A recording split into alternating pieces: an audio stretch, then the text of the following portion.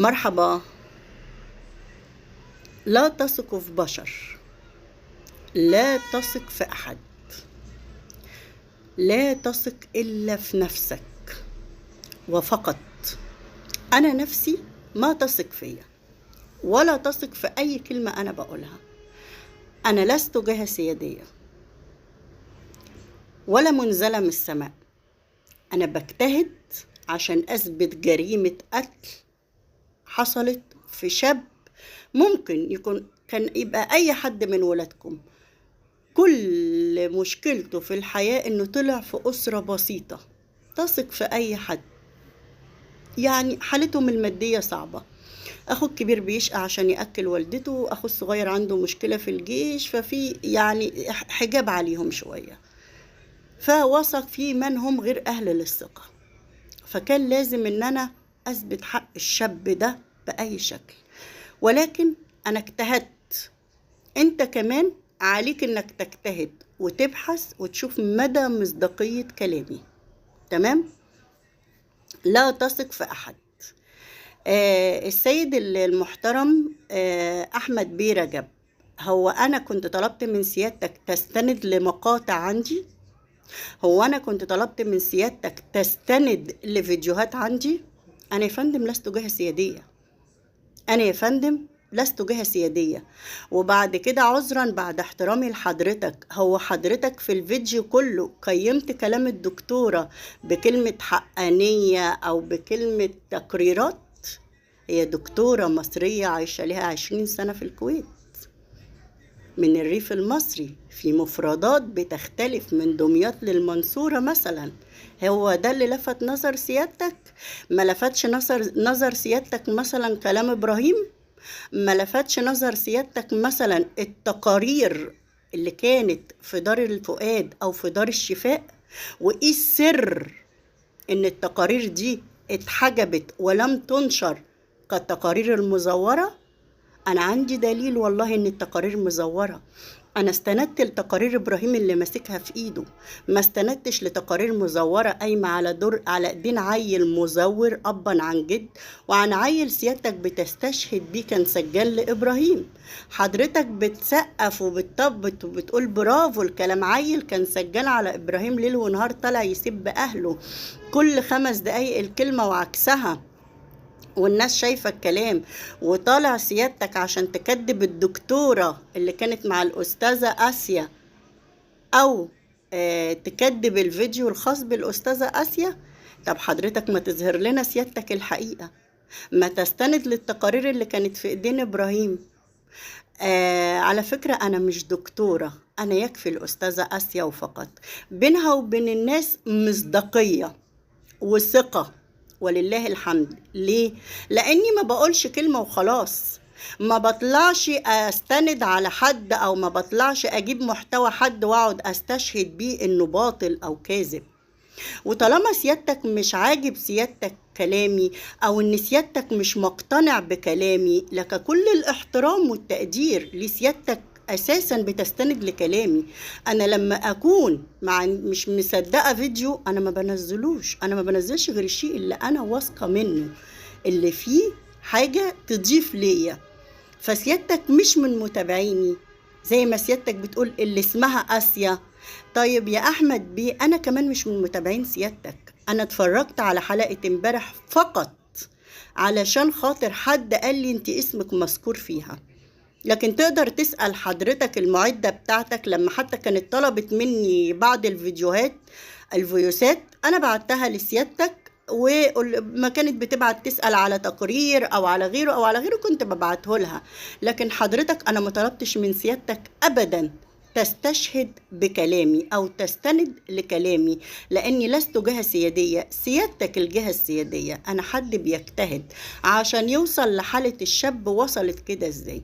سيادتك بتستند لشهر 3 وشهر 4 والكلام ده كله. أنا عذرا يعني بعد احترامي لسيادتك كل ده مر عليا، أنا ليا 6 شهور في هذا الأمر عشان أوصل لمرحلة إن إبراهيم بدأت تتدهور حياته من أول رجوعه لطليقته لحد ما توفى. أنا تعبت كتير جدا، تعبت كتير. وقت الطلاق اللي حضرتك ما تعرفوش كان 31/8. انا هسمع سيادتك الولد اللي سيادتك بتستشهد بيه وبتكذب دكتورة محترمة عايشة في الكويت.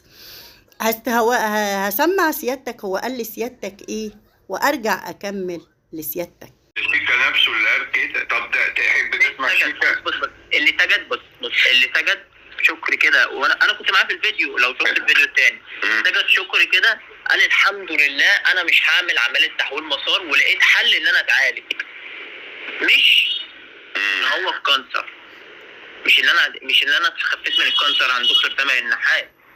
كانت اول يوم، شفت انت السجده بتاعت شيكا دي، اول يوم شيكا نروح للدكتور تامر النحاس ان هو اتاكد ان هو مش هيعمل عمليه تحويل مسار. اما الكانسر مش الكانسر، لا شيكا قعد 3 شهور ياخد كيماوي الزلوده وكيماوي وريد.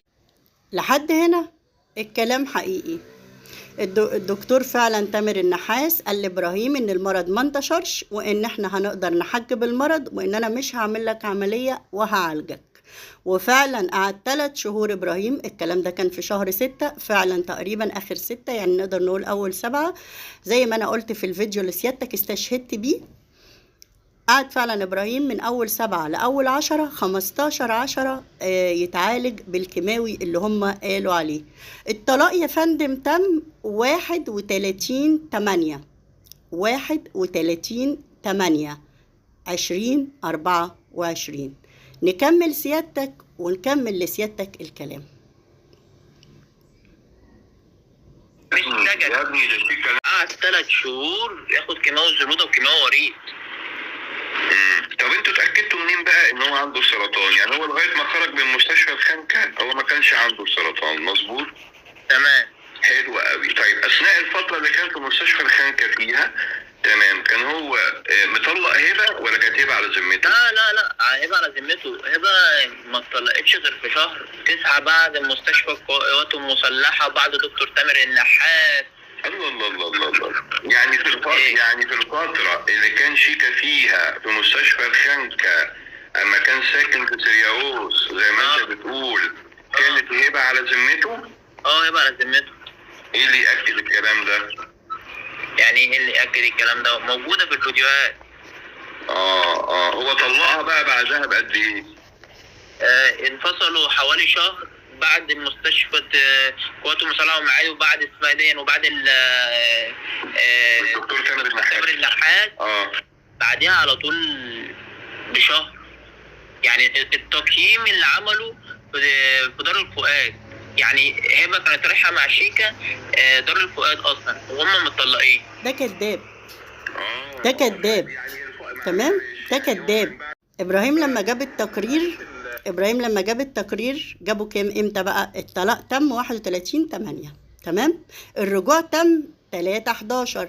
ابراهيم جاب التقرير امتى؟ ابراهيم جاب التقرير لوحده وطلع عمل فيديوهين، طبعا هي مساحتهم بس الفيديوهات على حسابي لو حضرتك عايز تاخدهم. وطلع ابراهيم قال لنا الكلام ده، نسمع ابراهيم قال ايه. المسح الذاتي للتقرير اهو، بس المشكله ان الدكتور بيقول ان عايزنا نروح له الاستشاره يوم الاحد وانا مش مستحمل. ما كانش حد معاه او مفيش صبر ان انا استنى، عشان طبعا 3 شهور كيماوي ورا بعض، فعايز اطمن. والمشكله ان مفيش حجز، مفيش استشاره ان انا اكلمه. فهحاول ابعت له على الواتس واعمل لكم فيديو برضه واقول لكم قال لي ايه بالظبط. مش